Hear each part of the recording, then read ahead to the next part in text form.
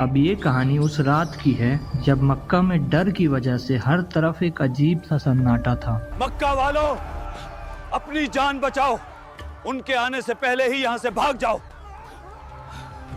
مکہ کی پوری بستی میں ایک عجیب سی خاموشی تھی، ہر گھر سنسان سا لگ رہا تھا۔ لوگ اپنی جان بچانے کے لیے پہاڑوں کی طرف بھاگ چکے تھے۔ یا اللہ، اب کیا ہوگا؟ اور سبھی لوگ اس فکر میں تھے کہ اس خطرے کا سامنا کیسے کیا جائے، کعبہ کو اور اپنی بستی کو کیسے بچائیں، کیونکہ مکہ کی طرف ایک خطرناک فوج آ رہی تھی۔ اب جب صبح ہوئی تو لوگوں نے کچھ ایسا منظر دیکھا جو دنیا نے آج تک کبھی نہیں دیکھا تھا۔ وہ دیکھیے، سبحان اللہ۔ یہ کہانی ہے غرور کے ٹوٹ جانے کی، یہ کہانی ہے ایمان کی طاقت کی، یہ کہانی ہے سورہ الفیل کی۔ كيف فعل ربك بأصحاب الفيل۔ اب یہ کہانی کی اسٹارٹنگ ہوتی ہے یمن سے۔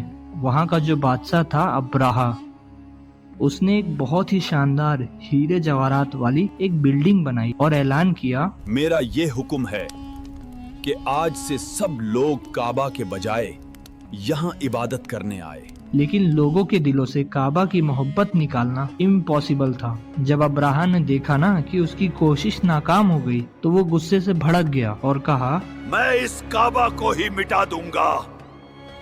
اور پھر وہ دن آیا جب ابراہا نے اپنی سب سے طاقتور فوج لے کر مکہ کی طرف بڑھا، جس کا مقابلہ کرنا مکہ کے لوگوں کے لیے امپاسبل تھا۔ اب اسی لیے لوگ اپنی جان بچانے کے لیے پہاڑوں کی طرف بھاگ رہے تھے۔ بھائی، اب تو اللہ ہی ہمیں بچا سکتا ہے۔ سب لوگ اسی فکر میں تھے کہ کعبہ کو کیسے بچایا جائے، لیکن مکہ کے سردار اور ہمارے نبی صلی اللہ علیہ وسلم کے دادا عبد المطلب نے کہا، کعبہ کی حفاظت خدا خود فرمائے گا۔ اب اسی چنتا میں مکہ والوں نے وہ رات گزاری۔ اب جیسے ہی صبح ہوئی ابراہا اپنی فوج کے ساتھ کعبہ کے بالکل پاس پہنچ گیا۔ آگے بڑھو، وہ رہا کعبہ، جلدی چلو، حملہ کرو۔ لیکن اس کا جو سب سے طاقتور ہاتھی تھا محمود، آگے بڑھنے کی بجائے زمین پر بیٹھ گیا۔ ابراہا نے اسے بہت مارا پیٹا، لیکن ہاتھی نے کعبہ کی طرف ایک قدم بھی نہیں بڑھایا۔ اور پھر آسمان میں کچھ دکھا، یہ کیا مصیبت ہے؟ ہزاروں لاکھوں پرندوں کے جھنڈ ہی جھنڈ۔ یہ کوئی نارمل پرندے نہیں تھے، یا اللہ کی آسمانی آرمی تھی جو کعبہ کی حفاظت کے لیے بھیجا گیا تھا۔ ہر پرندوں کے چونچ میں اور دونوں پنجوں میں پتھر تھا۔ اب پرندوں نے ابراہا کی فوج پر پتھروں کی برسات شروع کر دی۔ ایسا لگ رہا تھا جیسے آسمان سے آگ کے گولے برس رہے ہوں۔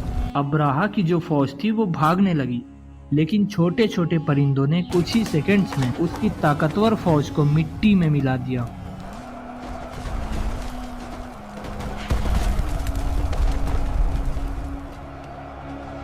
اب اس واقعے کو اللہ تعالیٰ نے قرآن میں سورہ الفیل میں بتایا۔ آئیے اب سورہ الفیل کو آسان طریقے سے سمجھتے ہیں۔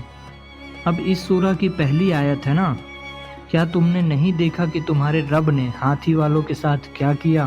اب اس سورہ کی پہلی ہی آیت مکہ کے ان لوگوں کے لیے سوال اٹھا رہی ہے جو آپ صلی اللہ علیہ وسلم کی مخالفت کر رہے تھے۔ مکہ والو سنو محمد کی شیاری۔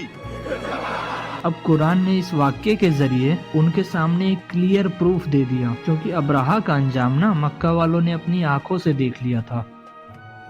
اب دوسری آیت میں پوچھا گیا ہے کیا اس نے ان کی چال کو ناکام نہیں کر دیا؟ یہاں پہ جو قید ورڈ ہے اس کا مطلب ہے چال، اور تدلیل ورڈ ہے اس کا مطلب ہے سازش، یعنی اللہ نے ان کی سازش کو بالکل بھی سفل نہیں ہونے دیا۔ اب سورہ الفیل کی جو تیسری آیت ہے اس میں ابابیل ورڈ کا ذکر ہوا ہے۔ اب جو یہ ورڈ ہے ابابیل، یہ کسی پرندے کا نام نہیں ہے، بلکہ ابابیل کا مطلب ہے جھنڈ کے جھنڈ، یعنی گروپس میں آنے والے۔ اب آیت نمبر 4 کہتی ہے وہ پرندے ان پر پکی ہوئی مٹی کے کنکڑ پھینک رہے تھے۔ یہاں پہ جو سجیل ورڈ ہے اس کا مطلب ہے سخت، یعنی ہارڈ، مطلب یہ کنکڑ ابراہا کی فوج کے جسموں کو چیرتے ہوئے گر رہے تھے۔ اور جو لاسٹ آیت ہے وہ کہتی ہے بس اللہ نے انہیں کھائے ہوئے بھوسے کی طرح کر دیا. مطلب ابراہا اور اس کی فوج کی حالت اتنی خراب تھی نا، جیسے وہ بھوسا ہوتا ہے جو جانور چبا کے پھینک دیتے ہیں. تو اس میں اللہ تعالیٰ ہمیں یہ دکھانا چاہتے ہیں کہ دیکھو ان کی کیا ہی حالت تھی. اب اسلامک اسکالرز کے اکارڈنگ سورہ الفیل مکہ کے اس دور میں نازل ہوئی نا، جب قریش کے سردار آپ صلی اللہ علیہ وسلم اور آپ کے پیغام کی شدید مخالفت کر رہے تھے. خدا نے اسے نبی بن کر بھیجا ہے. اس سورہ کے ذریعے اللہ تعالیٰ نے محمد صلی اللہ علیہ وسلم کو تسلی دی اور قریش کو ان کے انجام سے آگاہ کیا. ابراہا کی تباہی کا واقعہ قریش کے لیے نیا نہیں تھا، اسی لیے قرآن نے نا اس واقعے کو بیان کر کے ان کے سامنے ایک اسٹرانگ پروف رکھ دیا جس کا انکار کرنا ان کے لیے ناممکن تھا. سورہ الفیل مجھے اور آپ سب کو یہ پیغام دیتی ہے، اگر مشکل کتنی بھی بڑی ابراہا کی فوج بن کر ہمارے سامنے ہی کیوں نہ آ جائے، تو ہمارا توکل صرف اللہ پہ ہونا چاہیے، جو پرندوں کے ذریعے ابراہا جیسی طاقتور فوج کو بھی مٹا دینے کی طاقت رکھتا ہے.